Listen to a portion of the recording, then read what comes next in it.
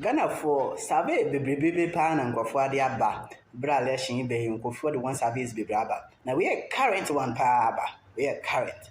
Now a LPP for durability because we the favor our hand we the favor we the no way food but the favor we the hand and the regional abba. It's then people food durability because survey anyone abba no just say but merely by 50%. 50%, which is comfortable lead. And 50% the NHS say we lead comfortably. Now, when selection here, baby, sometimes I'm out for indecisive. Boa here, obey the Hessin, watching an or question adre. In the ancient year, we say about confirmation. I say, Baumia is leading this election. Now, you could see same kakra. Survey expert no the buy but also also say because sometimes Ghana for Becca say see what should I know we also there yes yes no so me go tell sama survey no expert no dey to their bra on the training in Kasai inside way and I say 1 month akano be to me asesa well I hear about me do say na mama ye nyina ye ho ache esi through tie for ni ahwefo no pe ma demre tie yen ye mo bibia ache Ghana for dodo no a decide in fact one mo amun decide ye no akakakra bi just a little around 9% no ani baba menka na ye tie for ntia se enye obia na empo okojina ballot paper na chia as at the time I know jina ballot paper na chikwa no we decide so on more or problem with indecision and young men in there are some older men who have a problem with indecision see befa ne sa any obi no won so a almost some ne nema bi e mo kwan e mo ntu bi enti no also befa ne sa but ne ye ndika o mu ni say exactly 1 month to elections no do no ayo madwene the more maka hwehwe mu akwan so yentini emfantoja enye undecided do nemo may undisclosed say bia may research na we decided but on more money on come obinti trim me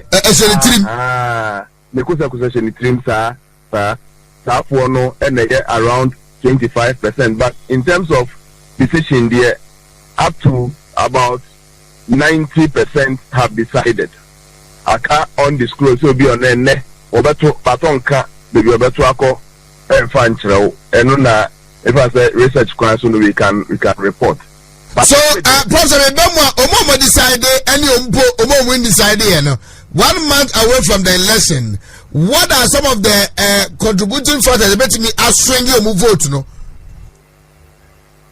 usually me say me ya hwehwe mu a well better say undisclosed in the crowd.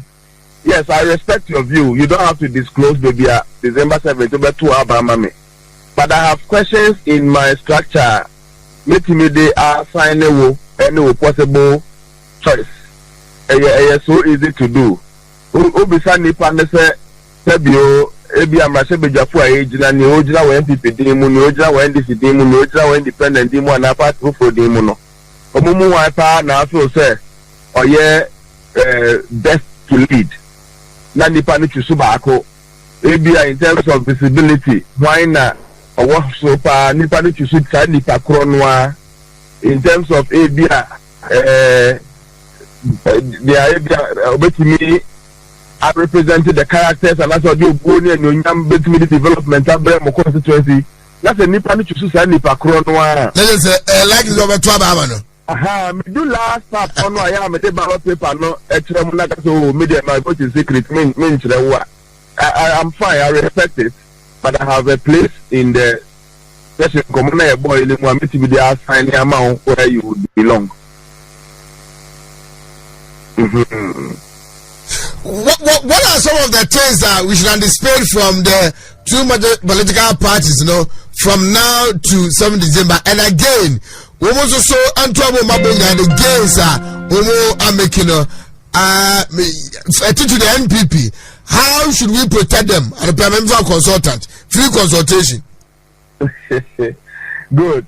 Company for 8 years, not a send your about there to consultation no ebeye juma we di kai pa me person penifo ayeti ase we dey e cover both parties ni na so ye afafanto so ye den the electorates have leveraged obia sisi e nsu asati mu na e beto ano no nti obia fi ase e ko ne fie.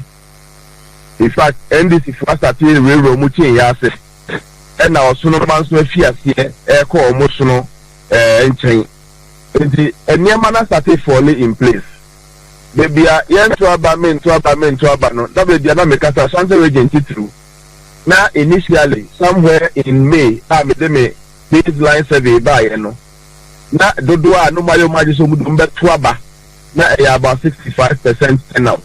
That for me was slow. And so I am glad to report, say, at the end of October, I have about 79% turnout for Ashanti region. 79% voter turnout for the voter register of Ashanti region. And I am reporting the minimum because it ranges between 79 to 84. 79 to 84. Absolutely. So, Bibi Eba. Now in Kenya, in the crowd, Basro Cassia, a bit of crowd 79, no could do 84. That is voter turnout. Omo Matro Mudi, our Mua Kenya, our about to a cratan, a woman himself, 70 the moment me out to about Ashanti regional. Original much I say, Wahama Pembe at your son Ankro, and a quad the orchard night, able to me at Twaba. Omubatu Ankasa, my imagine say Omubetu. And an America say, undecided for Nekakran, so the Bibetia may be more better. But on decision or decided or not decided, no, we are expecting between 79 to 84% of registered voters in Ashanti to come and vote. How am I able to estimate that? May I use more? No question be I am maybe 2020 to Abanibi or Siani. Maybe a man to be Namindu 18 and I'm to crime blah blah blah. But 2024 you better be an or say an metal. So strike the average between 2020 in your 2 year and 2024. You are able to determine projected turnout for a particular region, and I can do so for all the regions in Ghana. And the Ashanti region there, and I'm a reporter. Now for me, so we were Ashanti region, a very popular, not just a Dom Wumpa region. It's Ashanti region. Now when you move up to 84%, we are to about. I think say a better democracy could be a union area Mukena. Now Abuama a 2024. Additionally, a lot of people would have had their voice heard in this high turnout. So I don't know if you remember right away, but 2020 no now voter turnout to say in Ashanti region. Unfortunately, me kita me laptop in fact me phone to amaso tam no kasa isanka ya committee nyina ama enkachi ebi anyame adomo next week we can do a lot of the issue of rejected ballots. Ebetimi ahwe the issue of voter turnout adeba akwa dead clear all the regions ni mo ne say aya na domo a ekoto aba parliamentary no aya na ewo soro sen presidential nti ebetimi anya ba bi kra voter turnout parliamentary ebi 90%. And so the presidential and maybe 85% and now 80%. That is a binum to minya that Jack was light. And so parliamentary the repair on to be no Jahoko. Prof, over me a boy, other regions, you know, a Juma was a your projected voter turnout in Ashanti region, other regions, they said the city also. My America Caribbean can make me a man and let your other Roma, South Americano. I don't have my lap. What should I do? In your addition, true. In fact, Ghana, you know, so be a sinajun pisa few about why I got to know. Be a Eden Hubishim. And yes, my papa cry say a dear and fear night and Abenyasa opportunity in Nasa Quiniano. Then fear nine the beson. Na we nam ha na my busy na my say we so na so my nimu ye ka mu nsam a ta o ka bi so ahun nti be sigina ye ni bi wo niam e so beto abade bo ho ban wo niam bi so e so beto abade siesie ebi ono mu abeto e de year free ho. You have a lot of reasons why you shouldn't miss this election. Now, especially government in power. They cannot say anytime we turnout beko high no a favor government in power. In fact, analysis now the better offhead. I can talk about ABA constituencies in Sia and one northeast, northeast constituencies in Siano, a moon 9 and a war MPP ho and a moon bienu a war NDC ho. Mienua a war NDC ho no. A house in the year Mienua a domu arm to our background turnout was very, very low. In fact, for all the places where the turnout was high, the government in power MPP Sabreno, they didn't kunim. Now the Regu Gambaga for regional capital for year and Tuaba. Yes, the turnout was very low. In fact, the lowest in the entire northeast region. And the government in power candidate as Sabreno Sansuka Minister Mwan. Wa uniaba Nkugo. The two constituencies with the lowest turnout in northeast, for example, the whole regional capital, and Bunkrugu. And in all those two places, the government in power did not secure the seat. Even though presidential but parliamentary they lost it. And the voter turnout for me is the first idea so BSC Sabe when you back at no 7th December na best netrim. Every now by a motor man and win because there you'll be interested in who won. Okay.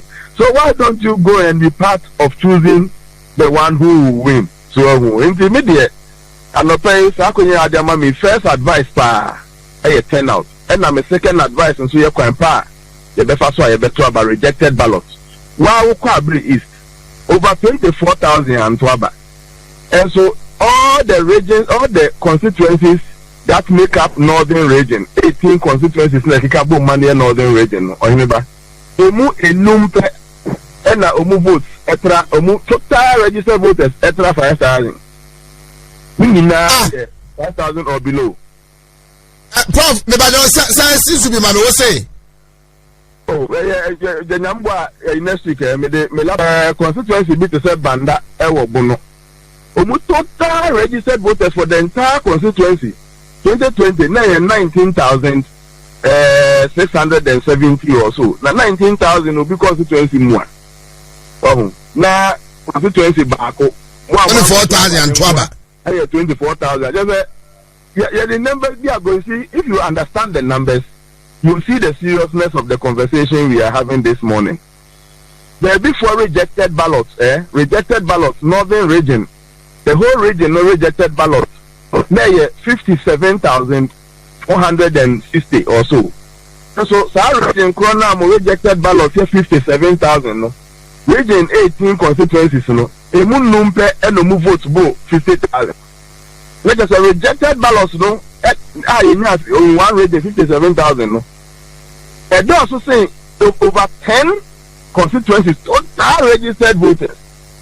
So that is what we are talking about.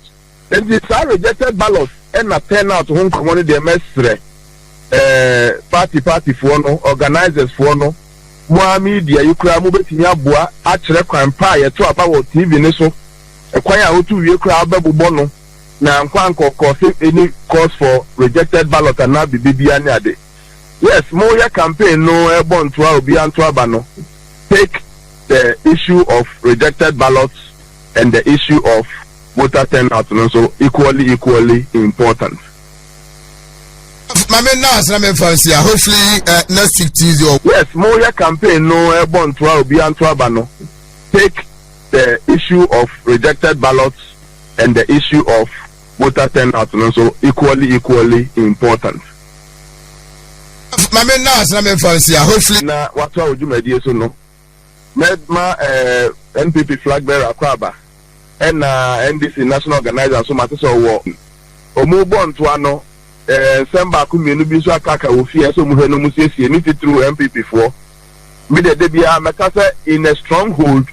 The only thing that affects the victory and a resounding victory is unity. Senkabo bankwa dia in a stronghold the water reading for come who go more Mame ma hint we so. The voter rating for come Obomu as a stronghold, they can do up to about 80% to 84% of the votes. And as Ashanti rating for come Obomu, Omusom Betimia Yasana Mekache ono 79 to 80%, 84% of the votes. But the good news, they say, the Ashanti rating come Obom, now presidential Omutiminya 79% here American year. All they need to overtake the entire 84% of voter region is just about 20% off the 79%. Oh, they are saying, you know, interesting. Constituencies, no, then person will be adding, Kama Namha, MP Namha, anyway, in Ka, Mina Mebo Party, no continue, Sikabiaba, Majasha, Bottom, Sabe, or Hinaba, Wenimwa. And penning for to it been over 80 years constituting council of elders. Etimi could do constituency be now he's the chronic them or some country of some two crying. Okay, what to cry no problem, Ninty by a man near the lock up team air recorded. Who cast and penning for Necasarana or born to set tape the map piece initiative. Now Sabe would be a cartoon the party to Jaya. I did book would have required say. Council of Elders about constituency and now you be anxious so cushion. If I mean baby, General Secretary Baba Sana Uniho, National General Secretary Bato and Krasa me Bako, Osimiwa, in Cabo Muneba, na Asumju Fee, na Sabi PC, Usaniano Chama Betina. Na mutual respect we di way my way na we di way my way na a whole constituency asanti achem nomni ademu kika mu bomu a ebebu amu ankasa so hu ebebu amu ankasa sabe eteni train kan chese abonte so for mefankodi enti tada bi calm down, all of you should calm down na mo man ka bomu ni adwuma na